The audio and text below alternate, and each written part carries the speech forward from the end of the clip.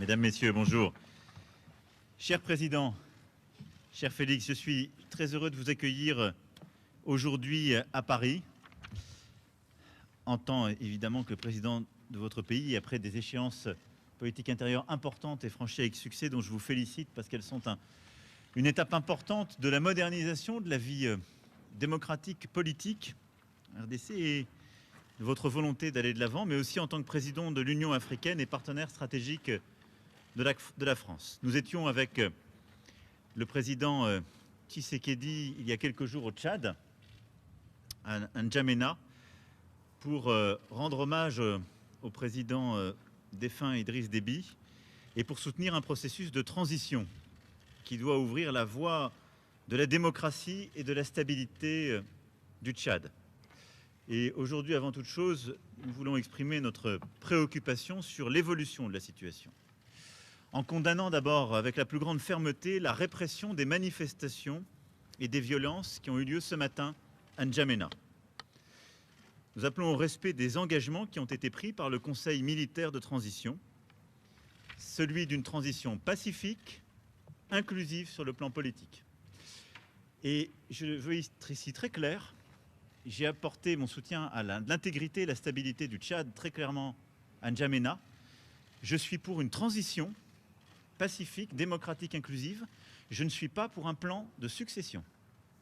Et la France ne sera jamais aux côtés de celles et ceux qui forment ce projet.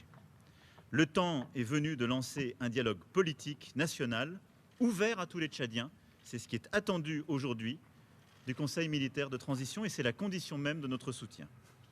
Et je veux ici dire que nous resterons engagés aux côtés de l'Union africaine, que préside le président Tshisekedi cette année, aux côtés aussi du G5 Sahel, et je veux saluer l'effort des présidents du G5 Sahel qui ont aussi œuvré à cette médiation avec beaucoup de force, et il faut que dans les prochains jours nous puissions rétablir la situation qui aujourd'hui me préoccupe très fortement. Au-delà de ce sujet, notre coopération est évidemment riche de beaucoup de dossiers bilatéraux que nous allons évoquer dans quelques instants. Volonté de développer la coopération économique, les opportunités offertes à la jeunesse de votre pays par les programmes d'éducation, de santé et de création d'activités économiques, politique aussi de francophonie, car nous avons là-dessus également beaucoup à faire ensemble. Et puis évidemment, ce sont tous nos efforts d'accompagnement pour la stabilité, la paix partout sur votre territoire national, et je sais ô combien vous y êtes attachés face aux déstabilisations qui peuvent exister. Enfin, nous évoquerons aussi les grands sujets continentaux. Et en effet, nous avons un agenda extrêmement chargé. Le premier, c'est continuer à faire vivre la solidarité internationale face à la pandémie. Il y a un an, nous avons lancé ensemble, avec plusieurs collègues, l'initiative ACTA pour aider l'Afrique à répondre aux défis de la pandémie.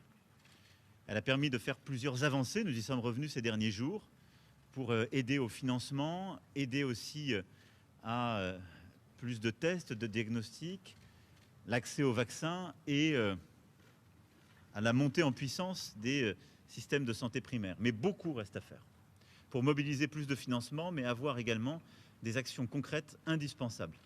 Et donc ensemble, nous souhaitons agir pour que le G7, le G20 soient des rendez-vous utiles qui répondent aux besoins des Africaines et des Africains, la vaccination de tous les personnels de santé sur laquelle nous étions engagés il y a plusieurs semaines, et tant d'autres sujets. Et puis dans quelques semaines, nous nous retrouverons donc 17-18 mai prochain à Paris pour un sommet avec beaucoup d'autres leaders du continent africain et du monde entier, le sommet pour le financement des économies africaines. Et je veux ici que chacun ait bien en tête le choc, pas simplement sanitaire, mais économique, que le continent africain subit depuis 2020. C'est un ralentissement profond, très fort, l'année dernière et encore cette année, dans un continent qui est en pleine expansion démographique. Et nous ne pouvons pas faire, en quelque sorte, comme si nous pouvions continuer avec les recettes d'hier.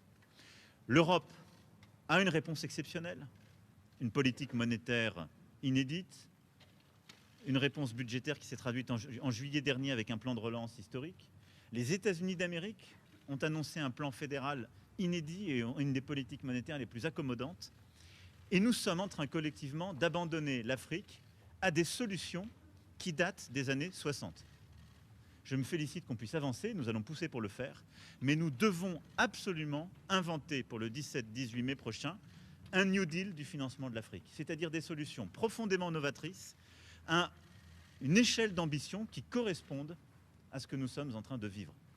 Sans quoi, nous laisserons le continent africain face à la pauvreté, nous laisserons le continent africain et sa jeunesse face à la réduction de leurs opportunités économiques, une migration subie et l'expansion du terrorisme. Et cela, je ne veux pas m'y résoudre.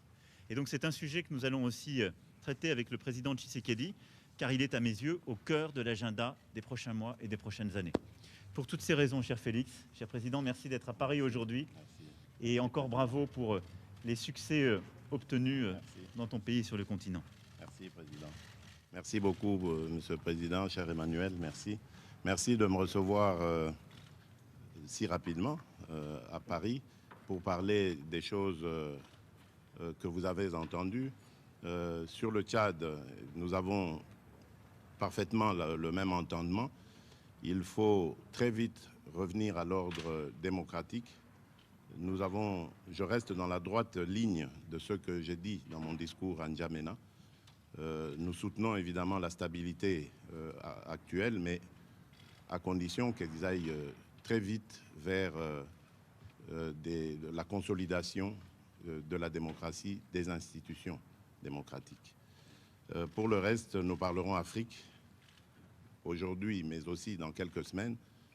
L'Afrique qui a lancé sa zone de libre-échange continentale, ce vaste marché commun que nous voulons à l'image de celui d'Europe, et pour lequel nous comptons sur nos partenaires traditionnels afin de nous accompagner dans cette grande aventure qui va être nécessaire pour le bonheur de notre continent.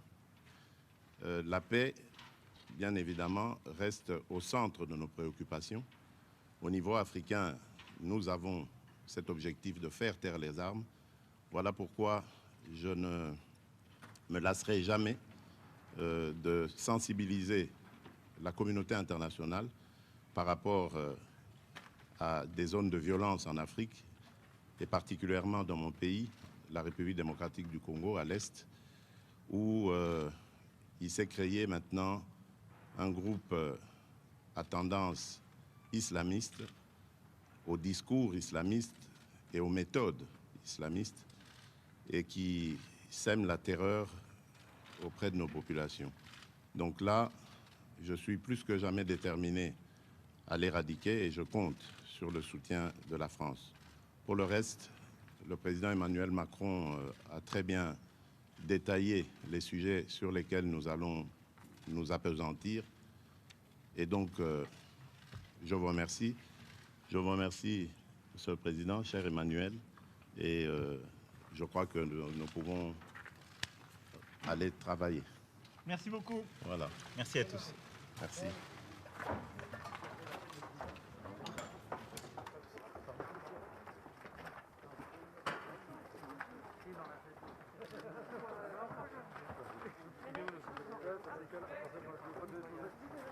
Ouais, enfin, même